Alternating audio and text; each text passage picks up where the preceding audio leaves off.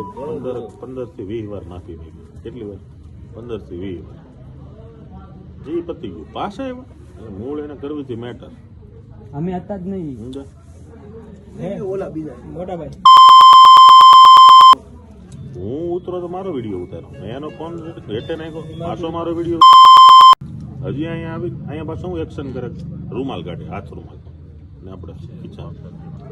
અલ્પેશ કથિરીએ મને મારી ફરિયાદ લખવાનું ટૂંકો ખાઈ. અરે પણ આપે ને ફરિયાદ હું મેઈન વાત શું છે એને આપી લેવા દો ને ફરિયાદ દેવી છે ને.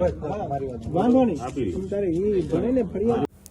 સુરતમાંથી મારામારીનો એક સનસનીખેજ મામલો સામે આવે છે. પાટીદાર નેતા અલ્પેશ કથિરિયા પર ફરિયાદ દાખલ થાય છે.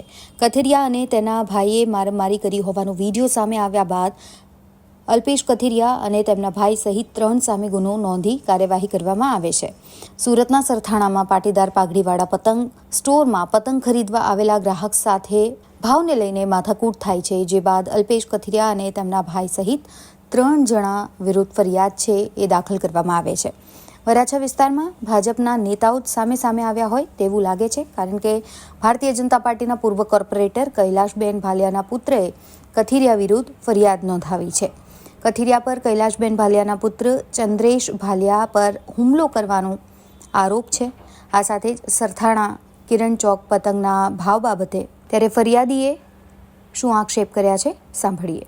મારું નામ ચંદ્રેશભાઈ વિઠ્ઠલભાઈ ભાલિયા છે અને ગઈ આપણે 13 તારીખના રાત્રે 1-2ના ગાળામાં આપણે કિરણ ચોક અમે મારા મિત્ર સાથે પતંગની ખરીદી કરવા ગયા હતા અને પાટીદાર પાઘડીવાળા સ્ટોલની ત્યાં અમે ખરીદી કરવા ગયા અને 10 થી 15 મિનિટ અમે ત્યાં ઊભા અને માઇકમાં એલાઉન્સ કર્યું અને એલાઉન્સમાં 2 થી 3 વાર ગાળું બોલા એટલે હું એલાઉન્સ કરતા હતા તેની પાસે જઈને હું એને કહેવા ગયો કે ભાઈ એલાઉન્સ કરો છો, આમાં ગાળું કેમ બોલો છો? અહીંયા મહિલા બધાએ ઊભા હોય, અહીંયા મહિલા બધા લેડીઝને બધાએ ઊભા હોય એટલે તમે ગાળું ના બોલો.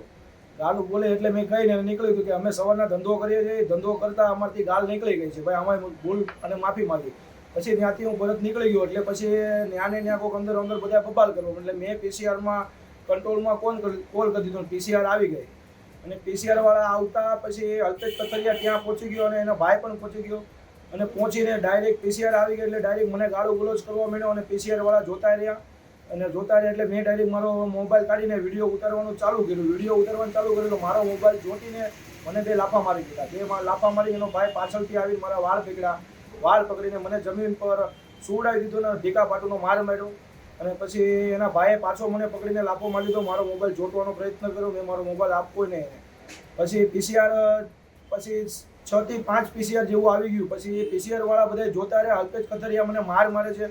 મારો બચાવ કરવા કોઈ પોલીસ તંત્ર મારી પાસે કોઈ આવ્યું નહીં. પોલીસ વાળાને કીધું કે મને આ ભાઈ મારે છે અને તમે જોવો છો. મારો મોબાઈલ જોટી લીધો. પછી અલ્પેશ કથિરિયાએ મારા વાળ પકડીને એને પીસીઆરમાં એને જાતે બેસાડ્યો. પોલીસ વાળાએ મને નથી બેસાડ્યો, ચાલે લુખા એમ કરીને મને પીસીઆરમાં બેસાડ્યો. એટલે મેં કીધું પોલીસ તંત્રના આગળનો આ માણસ હશે કે આ અલ્પેશ કથિરિયા કે એનો એવો હોદ્દો હશે કે એનું દાબ ધમકી એનું હાલતું હશે ને પોલીસ એનાથી બીતી હશે અને આ ભાજપનો ઓલો નેતા છે એટલે એનાથી બધા બીતા હશે ને આ પોલીસ તંત્ર બીને એની આગળ એનો દૂર રહેતા હતા અને પોલીસવાળા ખાલી જોવામાં જ જોતા રહ્યા કે કોઈ સાધારણ માણસ છે એમ કરીને પોલીસવાળા ઊભા રહ્યા. એટલે બીજી મારે પછી સરથાણા પોલીસ સ્ટેશન મેં ફરિયાદ લખાવવા હું મારી જાતે ગયો એટલે ત્યાં મારી પાસે આવીને મને ન્યાય કીધું. આ મેં લાફો માર્યો છે, તારાથી જે થતું એ કરી લે અને હું અહીંયા કહું છું, ન્યાય કહું છું. મેં લાફો માર્યો છે, મારો વિડીયો પણ મેં પર્સનલમાં વિડીયો ઉતાર્યો છે. મેં કોઈને પર્સનલમાં વિડીયો નથી ઉતાર્યો. મેં જનતાની જાહેરમાં વિડીયો ઉતારેલો છે અને પોલીસના તંત્રએ કોઈ પણ મારી ફરિયાદ લેવાની ના પાડતા હતા. પછી ફરિયાદ મારી ઉપર લેવામાં આવી.